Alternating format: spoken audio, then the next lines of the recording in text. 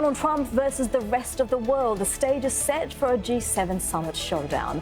America's allies are angry about Trump's trade tariffs and are threatening to hit back. So are we closer to a trade war that could derail the global economy? And will America first leave America behind? This is Inside Story.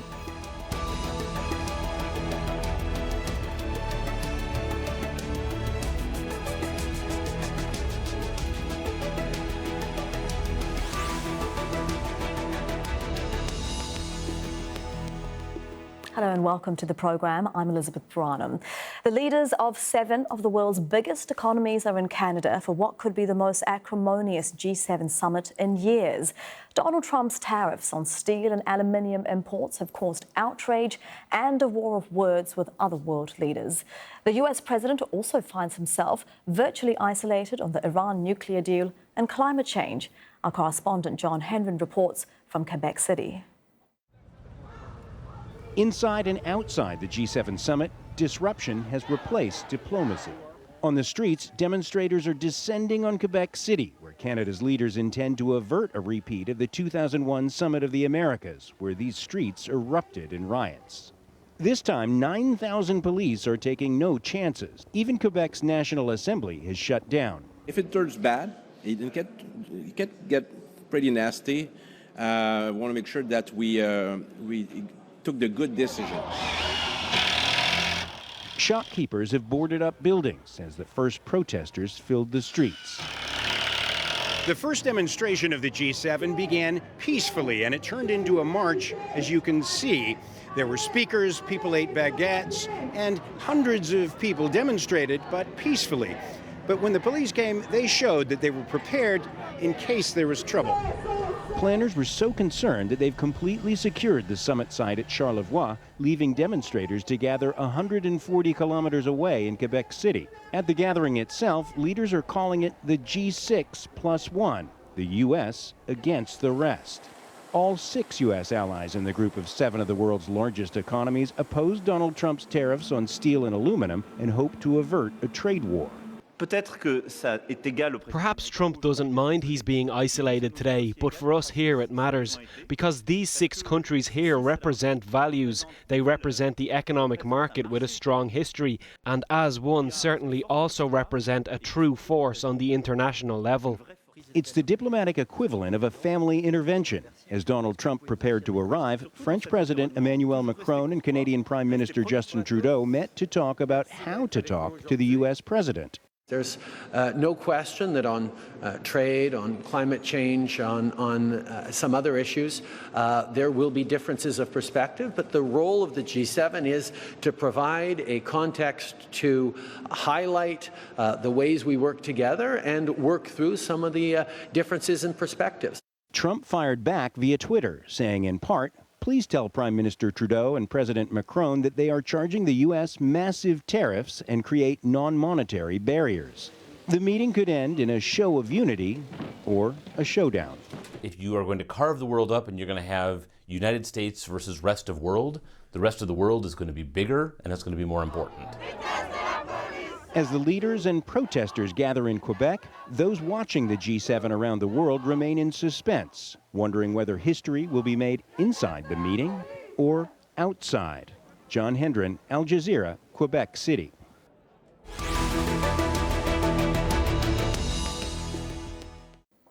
Well, let's bring in our panel now. On Skype from Ottawa, Colin Robertson, a former Canadian diplomat and Vice President of the Canadian Global Affairs Institute. From London, Inderjeet Parmar from the Department of International Politics at City, University of London. And via Skype from Shizuoka in Japan is Seijiro Takeshita, Dean at the School of Management and Information at the University of Shizuoka. A very warm welcome to all of you. Mr. Robertson, let me start with you. Will the G7 summit be dominated by a trade row? Well, it's certainly going to be the backdrop, and certainly the media has put the focus on it, and that will be the subject, I think, of the most animated discussions amongst the leaders. But as we know at these G7s, there is a kind of schedule, and there are big issues that many have been discussed, which will be at least looked at. But I think the focus is certainly going to be on trade and protectionism and how the leaders grow the world economy when their principal member, the United States, is taking a very different approach. Mr. Parmar, what do you think? How much of a shadow is the trade dispute going to cast over this G7 summit? Well, it is probably the most contentious of several major issues. As you know, there are kind of challenges to the international system and its various regimes, climate change and so on as well. So I think it's going to be specifically around trade, I think the most animated, as my colleague in Canada said. But I think there's kind of an underlying worry about the existence and the persistence of the international system. And it seems to be under a great deal of pressure at this moment in time. Mr. Takeshita, how do you see the prospects for this G summit going into it with the trade dispute? Well, I'd say it would be very, very gloomy to say the least. And I think we already have the taster of that when we look at the finance ministers' meeting as well.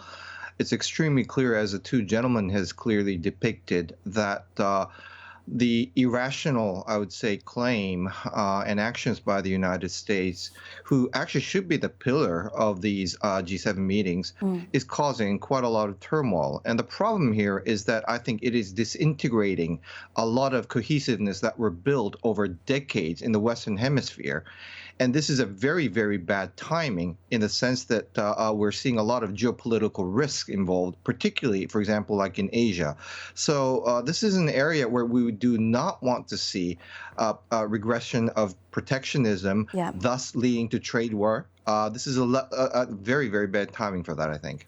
Mr. Robertson, as well as being irrational, as Mr. Takeshita said, how short-sighted or misguided do you think President Trump's policy is, given that, you know, steel and aluminium makers employ, some 140,000 people in the US, but some 6.5 million are employed in businesses that use steel and aluminium and whose costs will go up? And this is just talking about the impact on the US economy, let alone the global economy.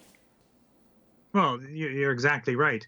And let's not forget that this was tried in 2002 by George W. Bush, who had pressure put on him to impose similar kind of policies. He did it less expansively. Canada was exempted. But within a year, he'd lifted the tariffs because, as later econometric studies showed, they'd actually lost far more jobs than they'd created. And in fact, what he had done by imposing these tariffs on steel and aluminum had hurt the American economy much more than it had helped it. And the American steel industry is close to capacity now, and these require major investments, and it's not going to bring the jobs back because increasingly when you go to steel plants, it's the man and the dog to watch the man who watches the robots. And Mr. Parmar, as Mr. Robertson was saying, I think when George W. Bush imposed tariffs on steel imports in 2002, you know, some studies say that the move cost the US about 200,000 jobs. Again, that's just the impact nationally. As we heard from an analyst in our report, if you have the US on one side and 6 of the world's biggest economies on the other, they are going to be bigger and more important. So how damaging could this be to the US, but also with retaliatory measures to the global economy? Yes, I think it would be damaging to the United States, but I think what I would say that we have to look at as well is that this global system with its various regimes, trading, security and other, they're supposed to deliver for the populations of each of those countries a certain amount of kind of economic and other security. And the thing is that when you look at Brexit, you look at populism of left and right in Europe and Trump's rise in the United States, you see growing levels of nationalism, some of it on the left, some of it on the right. And I think what Trump is trying to respond to is that kind of nationalism which says the globalization has impacted lots of communities, devastated them. Yeah. Of course, technology has played a big role too. But I think he is trying to play to that political gallery. He's got the midterms coming up in a few months. Yeah. And I think he wants to try to say, look, I promised you these things, I'm delivering on them. But in the long run, this is not actually helping the United States, those people, and it's not really helping American businesses either. So it is very short-sighted and is mainly politically driven, I would say. And Mr. Takeshita, how much of this is because Trump does, you know, seem to be treating trade as a sort of zero-sum game where there can only be one winner. And because the US does have a trade deficit, meaning it imports more than it exports, he sees taxing imports as a way to win. But if this escalates into a trade war, who wins? Does anybody win? Well, actually, nobody wins without a scintilla of doubt. This is just throwing mud at each other at the end of the day when we come into retaliatory measures. The fact of the matter is that we're all concerned about the huge $800 billion trade deficit in the United States, but that is exactly where we come into negotiation, not coming out with very outrageous, supposition as we saw in the aluminum steel deal, or the likelihood of the auto deal that's coming up to raise the tax from 2.5% to 25%. The problem here on the steel, aluminum, and possibly on the auto side that's coming is that there is no rationale behind his argument at all. This is where it is basically shaving off the appetite of many of these coalition countries to help the United States. Because, of course, we do need a very strong cohesiveness if we are going to see any kind of financial system breakdown, which some people are suggesting. Yeah. So this is, again, something that we really have to work on. And America, in my opinion, has to really wake up. Mr. Robertson, it is because the other countries don't believe that there is a rationale behind the policy that they are planning to take their case to the World Trade Organization. But there are fears that the WTO body, which hears appeals, might not actually be able to function because the US has resisted new appointments to that body. That's correct. And in fact, one of the positive outcomes, when we look at what might come out of this G7 meeting, would be if the leaders, including Donald Trump, were to agree to say, yes, we still need the WTO as both the place for discussion, but also its role now as the kind of arbitration body. And you, the President of the United States, have got to agree now to the appointment of more judges on that appellate body. That's important, and that could be a potential outcome, and that should be an ask by the other leaders of President Trump. That would be constructive. I think increasingly the leaders are now going to have to try and find constructive solutions to the problems that Mr. Trump is raising. Certainly populism is there. There is a sense that trade has only benefited the few. So the progressive trade agenda that Justin Trudeau is bringing forward, which says, all right, there's got to be adjustment policies. There's got to be focus on labor and the environment standards. I think that's probably where leaders are going to have to come from if we're going to restore and in some way respond to Mr. Trump. And while trade isn't, of course, the only area that they're likely to disagree on at this G7 summit, there are plenty of other big issues on the table. Climate change is fueling tensions between the US and its allies. Donald Trump announced last year he was pulling out of the International Climate Accord. Another point of contention is the US withdrawal from the Iran nuclear deal. It's now hanging by a thread as America also threatens to boycott countries doing business with Iran. Global security and defense funding will be debated, all G7 countries, apart from Japan and NATO members. And then there's next week's high-stakes summit between Trump and North Korean leader Kim Jong-un on the denuclearization of the Korean Peninsula. So let's talk about some of the other very important issues that are likely to come up at this summit. Mr. Parmar, French President Emmanuel Macron has said that we're all engaged in conflicts in Syria, Iraq, we are allies, and that you cannot, among allies in this international context, start a trade war. If countries can't work together on trade, could that affect other areas of the relationships like security? It could, but I don't think it necessarily will, because there are, to some extent, there are separate questions as well. There has been a great deal of collaboration over the Syrian question, for example, and in other areas as well. If you look at Ukraine and so on, I mean, there are some national differences. So I don't think necessarily that's going to be the case. But what it does do, it sours those relations. But in the end, I think if you look at the way in which all these different regimes have operated, there has been a sense of change from the beginnings of the G6 in the 70s anyway. The G6 came about partly because the situation after 1945 had radically altered. Japan was much stronger, West Germany was much stronger, Europe in general. So you form a G6, and later on Russia was involved as well and became a G8. but the world situation changes. So I think these international relations and organizations and regimes, they do shift over time. But I think in regard to the other security and other questions, there is an issue about the kind of international agreements, but I don't think there's necessarily going to be a major change on the security front because of the trade dispute. Well, another international agreement that Donald Trump has, of course, scrapped is the Iran nuclear deal. Mr. Takeshita, French President Macron has also said that the US president's abrogation last month of that deal casts doubt on the credibility of a nuclear agreement with North Korea. Does he have a point there? Well, I would say that all this turmoil is certainly causing, again, it will regress back into the relationship of doing business at the end of the day. Because obviously, like you say, there's an indirect sanction that will be imposed to many of these European nations.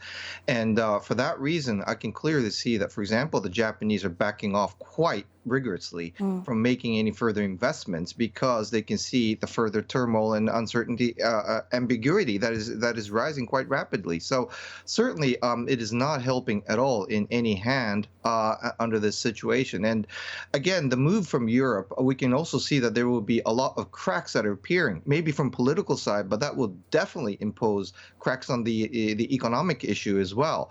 So again, it is not doing anybody any good, and certainly I don't see any advancement, at least a positive one, that could be seen at this moment. And Mr. Takeshita, President Trump is also having a bilateral meeting with Japanese Prime Minister Shinzo Abe that's expected to focus on North Korea just 4 days ahead of the summit between President Trump and Kim Jong-un. How is Prime Minister Abe going to maintain that sort of more hardline stance against Pyongyang without undermining Japan's most important partner at the summit? It's a really, really tricky question there because basically he has to fight back against Mr. Trump on possible imposition of like car tax, which he is thinking about raising from 2.5 to 25%. Because Japan is being unfair. The fact of the matter is that our imposition of tax to American car is zero. And the level of, for example, export have halved over the years because we're, progressing in local production. So all the things that, Mr. Trump is accusing Japan, for example, is totally wrong in statistical means. But Mr. Abe can't go too far because of the political issue that you were mentioning about. We are under the umbrella of the United States as far as security is concerned, and especially with the North Korean issues, the indirect imposition of pressure by the United States to China is probably the only big key. Japan here is the bystander virtually. So it's very, very difficult for Mr. Abe to go excessively strong in these, trade issues because there is the political issue with North Korea at the table as well. And Mr. Robertson, I imagine that Prime Minister Abe isn't the only world leader who would feel like they can't go particularly strong against Donald Trump at the summit. Theresa May has her own pressures with Brexit. Oh, they've all got pressures on them. But what the beauty of the G7 is, and remember, this is a culmination of a year-long process. A lot of the issues that are discussed have, in a sense, been pre-cooked because we've had development ministers, finance ministers, central bankers, foreign ministers meeting in the process that leads to the summit, sort of the pinnacle of the G7 movement. It has been going now for 44 years. So the discussions that will take place are meant to provide the leaders, and then this was part of Canadian innovation of Justin Trudeau's father, Pierre Trudeau, informally. So we don't see a lot of what goes behind the closed doors. They're there talking privately. They've all met each other. The only new person there is Prime Minister Conte of Italy. So I think there will be frank discussions on these issues. And Mr. Trump, he's already signaled through his tweets where he's coming from. And Mr. Parmar, at the end of the summit, the group usually releases a joint statement detailing their policy positions that they agree on. France and Germany have already warned that they won't sign the final agreement unless the US makes some major policy concessions. What would those concessions have to be, and do you think that the US will make them? Well, I think it is so public a statement which is going to come out that I think Donald Trump cannot afford to look weak, and I don't think he's going to be able to pull back too far on the kind of tariff that he's already announced. There may be a little bit of compromise. He's a transactionalist after all. But in the end, this is a big power play. The US knows it's got basically three big power advantages. It's got market access, it's got the dollar, and it's got the military. And I think what Donald Trump is trying to do is trying to show the world and his people themselves that he is going to leverage all of those to try to benefit what he argues is his political base. And so I think that final statement is going to be a very tricky issue indeed. Mr. Takeshita, do you think the group will be able to reach consensus on any substantive issue? I think it would be very difficult in many sense, considering what the two gentlemen also have depicted already. The fact of the matter is that Mr. Trump probably knows that he is being very unreasonable, but he has reason for being unreasonable because of the coming election. And the fact is that he utilized these cards as a strong hold. And one of the worries that we have under these kind of situation is that once you've shown your sword and you have basically threatened your opposition, you basically can put the sword back. But the fact of the matter is that it's a situation where there's a retaliation that's coming, meaning that he may have to use that sword. Now, that is when we see the bloodshed of trade wars. And unfortunately, at this point, I think it would be very difficult for other nations to come back to say that they do not disagree they agree with Mr. Trump. So I think it would be very difficult to come with the consensus that includes the United States. Gentlemen, we don't have very long left in the program, and I would like to ask a very quick question to all of you. If there is no consensus, if the final joint statement is missing signatories, what does it mean? Does it matter, given that it's only a symbolic show of unity? It's not a binding document with concrete policy. Mr. Robertson, I'll start with you.